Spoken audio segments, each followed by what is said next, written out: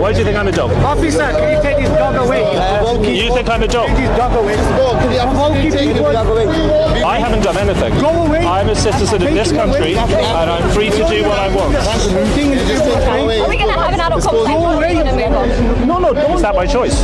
Don't entertain him. I'm asking you a question. Don't entertain him. I was trying to have an adult conversation. They started calling me a dog and swearing at I me. said to him, do you... I haven't done anything. I haven't done anything wrong. I think it's best that we leave it. A short, chaotic 30-second video circulating online has reignited a volatile national debate over policing, free speech, and Islam's place in modern Britain.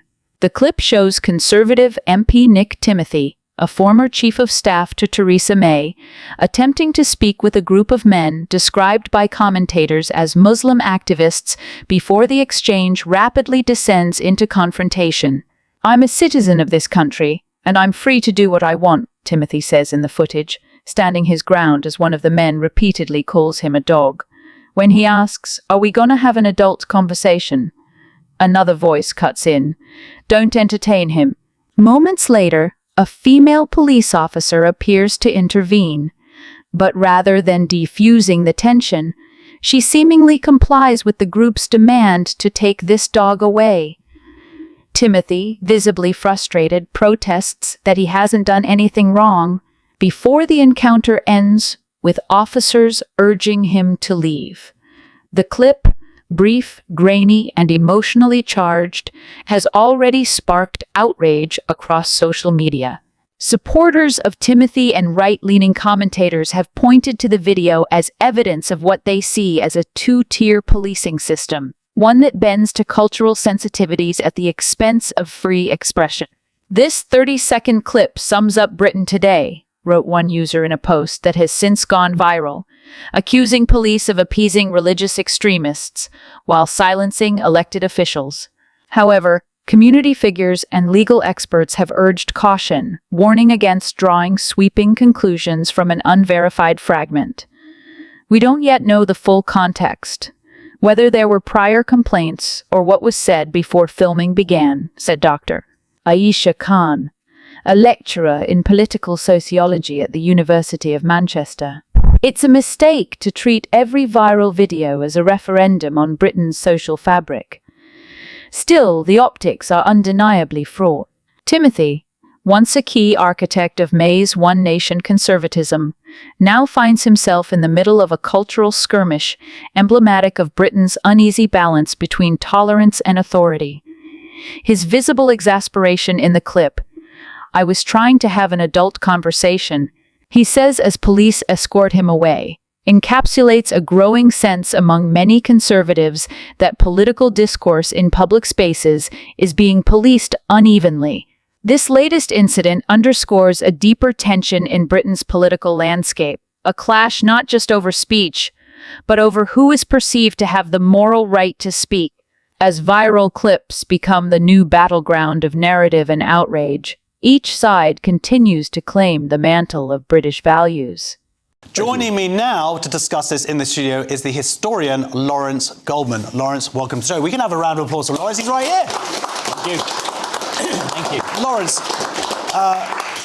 you were booked before Tim Davie resigned because, and to explain this story, in 2022, you, with a bunch of other historians, you're a worldwide, world-renowned expert historian, and you went to the BBC and you said, "Hi, I think you're misrepresenting some history, some facts here," and they've kind of fobbed you off, right? Yeah, they fobbed us off. We produced a report.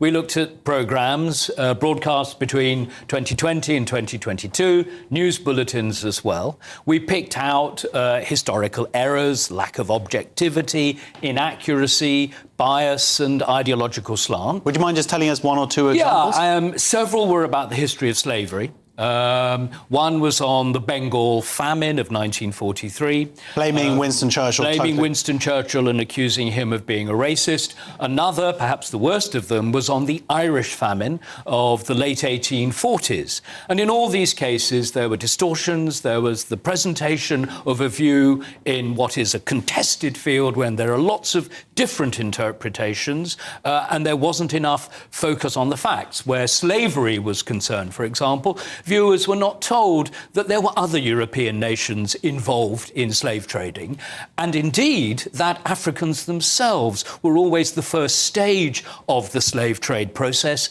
Africans enslaved Africans and then sold them to Europeans. Those kinds of facts were never explained to people. To push forward an ideology that it's just the British who are uniquely evil. It was, and we were uniquely evil, and then that very remarkable aspect of our history, that we became the lead nation in the history of anti-slavery, in suppressing and ending the slave trade, and indeed ending slavery all over the 19th century world. That was left out at a great cost financially and also of life. Yes, it's estimated that something like 1,600 sailors in the Royal Navy died in the process of manning the West African squadron and patrolling the Atlantic and trying to end the trade in slaves. And the cost, well, it ran to millions even in the 19th century. The West African squadron was at sea from about 1810, 1811, all the way through to the 1860s. That's like billions now. That's like a couple of Chagos Yes, Islands. absolutely. It was a great act of kind of, humanitarian concern. Similarly, I mean, one could go on with the way the BBC presented it. We then attempted, in various ways, to end slave trading among African nations, and indeed also to end human sacrifice. And they presented that in a very mealy-mouthed kind of way. There are certain events in Benin and other places which they mangled, whether deliberately or not. So, OK, so these are some examples here. You went to the BBC, you said, hey, we're pretty world expert-y on all this stuff. And you presented this information in a very sort of polite manner. Now, this is where the problem comes in, because organisations make mistakes. Also, organisations have arguably, biases as well, of course. But their response, that seems to be the problem. This is 2022. You went to them, you said, guys, maybe you should have a look at this because you're not doing your job properly. Let's talk about their response. Yes, well, if I may just explain, Michael Prescott, in that dossier that has been leaked, actually said we made very sensible and reasonable and moderate points. We didn't scream at them, we didn't shout. We said, look, there are factual errors here in the way that you're presenting British history. You can do better. And we suggested ways in which they might do it better.